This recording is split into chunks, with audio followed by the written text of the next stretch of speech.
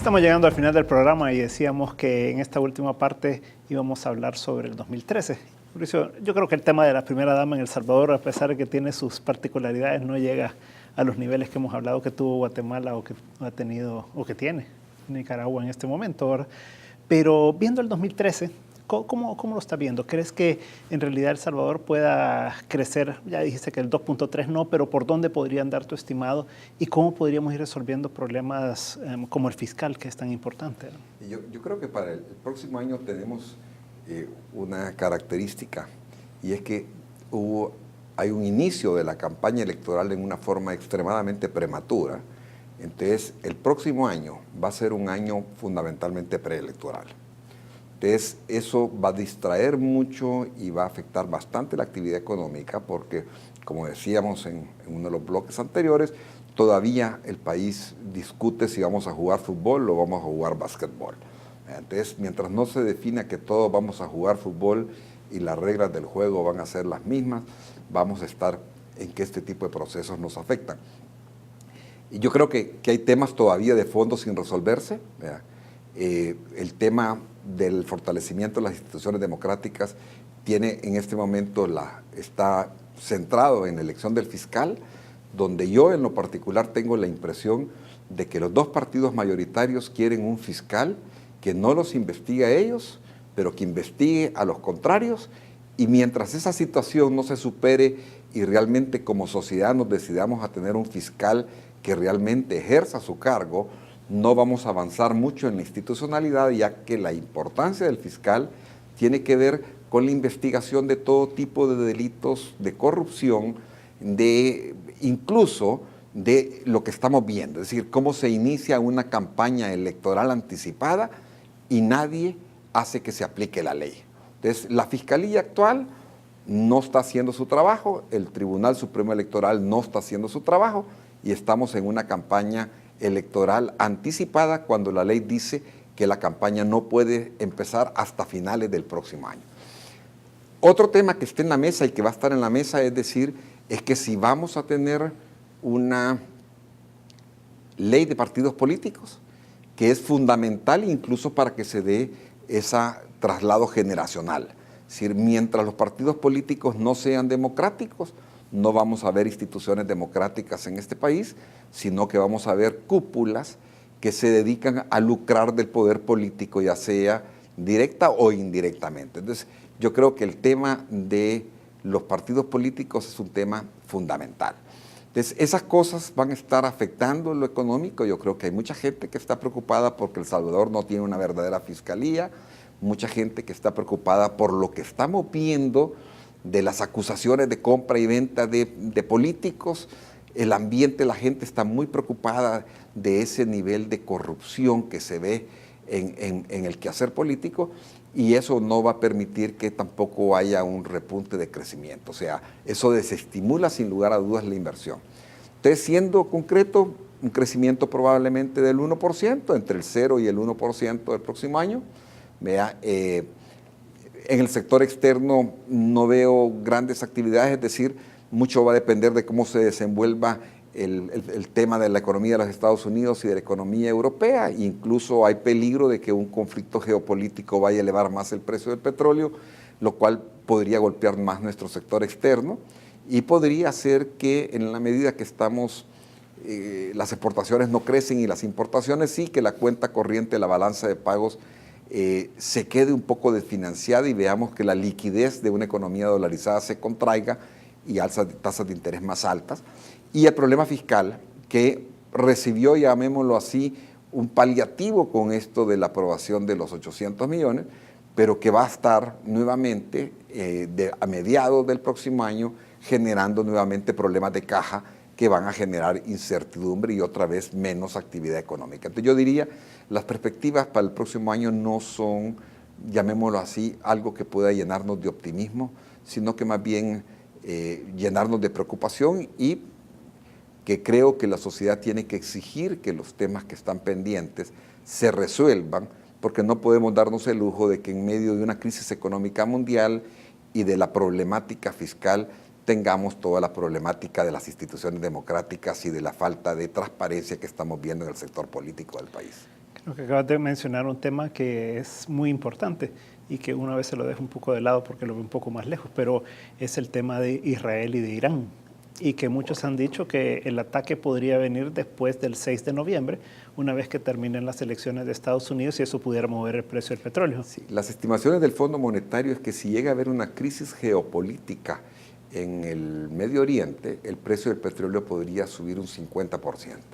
O sea, estaríamos viendo precios de petróleo de alrededor de 150, 140 dólares si llega a haber un conflicto en la zona de Medio Oriente. Increíble. Bueno, José Luis, para ir terminando, ¿cómo estás viendo tú los retos para el 2013 en Nicaragua y por dónde crees que va a ir el desempeño económico? Bueno, los principales retos ahorita se está discutiendo una reforma tributaria que supuestamente el próximo mes va a ser aprobado, que sin embargo no creo que progrese mucho porque es necesario reducir sustancialmente las exoneraciones y tratamientos especiales donde hay ganadores y hay perdedores. El impuesto que no paga Pedro lo termina pagando Juan.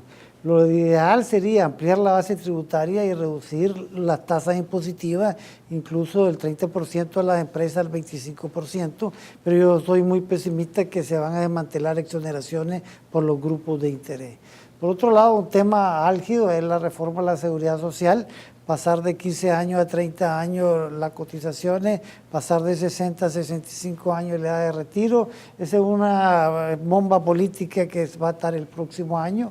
Naturalmente el gobierno va a tratar y probablemente va a lograr un nuevo acuerdo con el Fondo Monetario Internacional. El cuarto, decías. El cuarto desde el 90 hasta, hemos sido fondos monetaristas desde el 90 hasta el 2012 y lo vamos a seguir siendo, lo cual es positivo porque el Fondo Monetario pues permite cierta estabilidad macroeconómica. La tasa de crecimiento tendencial que se ha señalado en Nicaragua es del 4%, incluso para el 2013 y en el futuro.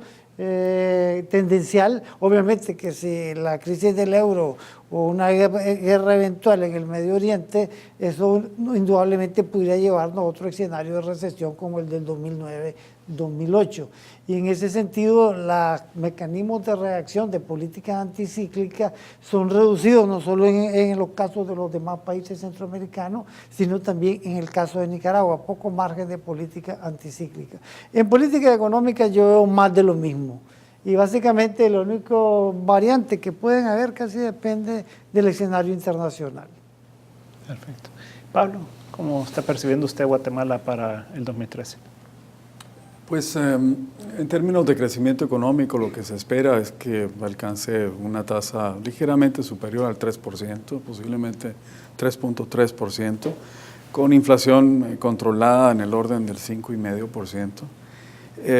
Enfrentando en el año 2013 eventos políticos importantes como es la respuesta a la propuesta de reforma constitucional que ha planteado el presidente.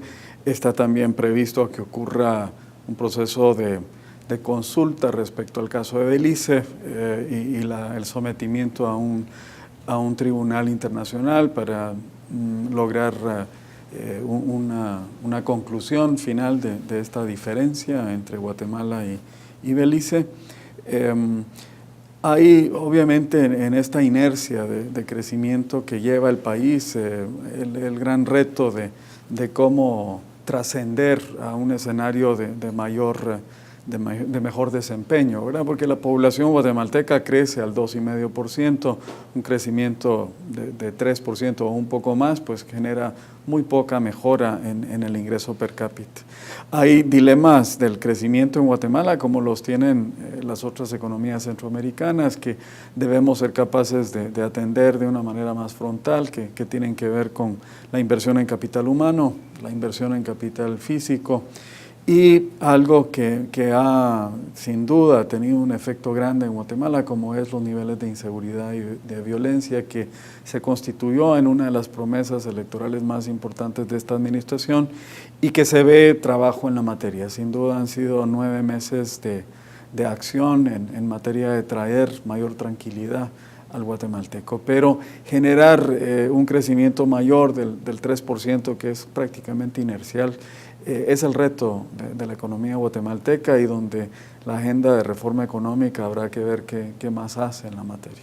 Y en esta reforma constitucional, las reformas que se está planteando, ¿cuáles son los elementos que pueden generar más polémica en Guatemala? Pues son 4 bloques.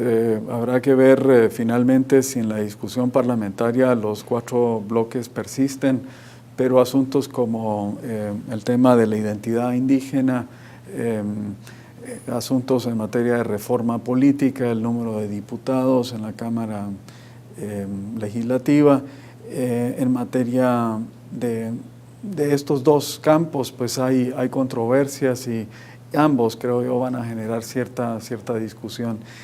Ha planteado el presidente también un tercer bloque ligado con seguridad y justicia, que me parece que va a recibir más bien cierto acompañamiento, pero está por decidirse. Son procesos de discusión en el Congreso, creo yo, en la parte final del año, que luego vendrán a tener que ser consultados con la población para dejarlos en vigencia. Y el tema de la minería, usted nos mencionaba que ha tenido un desarrollo importante. Sí, efectivamente, en el año 2011, si bien el sector tiene una importancia pequeña en la economía, pues no llega ni al 2% del total de la producción, sí tuvo un dinamismo muy grande en el 2011, 20% de crecimiento. Me parece que en este proceso de generar unidad de criterios sobre cómo acentuar la tasa de crecimiento del país, el tema de cómo el país encara la posibilidad de explotar racionalmente sus recursos no renovables es un tema fundamental. Hay no solo el caso del oro, sino la plata, el petróleo. Hay una serie de posibilidades que el país podría tener y que están por definirse las condiciones en que aquella explotación puede ocurrir. Algo parecido sucede con las fuentes renovables de energía, las fuentes limpias de energía. El potencial hidráulico del país es amplio. Hay que lograr, sin embargo, ciertos acuerdos con las poblaciones más cercanas a donde existe la posibilidad de generación hidráulica para poder explotar con recursos privados estos proyectos de generación eléctrica. Veíamos que Panamá también ha tenido mucho desarrollo en el tema del oro y la minería y todo, y también Nicaragua ha tenido un desarrollo interesante. Pues gracias a los 3 por haber estado con nosotros. Y yo creo que lo que nos deja un poco el mensaje de lo que ustedes nos han planteado es que todos queremos crecer al 7%. O sea, todos sabemos que tenemos que crecer mucho más, que tiene que ser un sistema más incluyente, tiene que ser un sistema en el que podamos participar todos, que pueda ir resolviendo problemas de fondo como el de la pobreza, como el subempleo, también en la región. Todos los países estamos en eso. Nosotros sentimos que vamos más rezagados a veces que otros si quisiéramos ya crecer al 3 o al 4%, pero creo que todos necesitamos crecer mucho más. Tenemos problemas fiscales nosotros más graves que los que tienen ustedes, pero no por eso dejan de ser importantes los problemas también que tienen ustedes. Y cuando uno ve un Costa Rica más similar a nosotros, pues también ahí vemos que hay retos importantes. Pero yo creo que el punto de fondo y tal vez la lección que nos puede quedar al final es la política.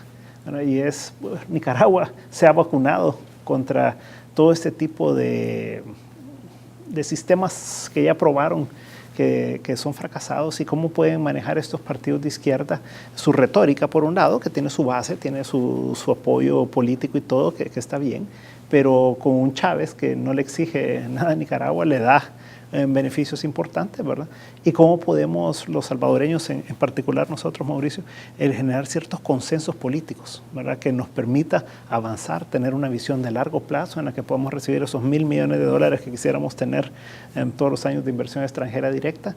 Pero pues muchas gracias, vamos aprendiendo unos de otros y vamos bregando en esta Centroamérica, Dios quiera que más unida en el futuro. Así que gracias, y gracias a ustedes también por habernos acompañado, y nos veremos el próximo domingo, si el Señor así lo permite. Muy buenas noches.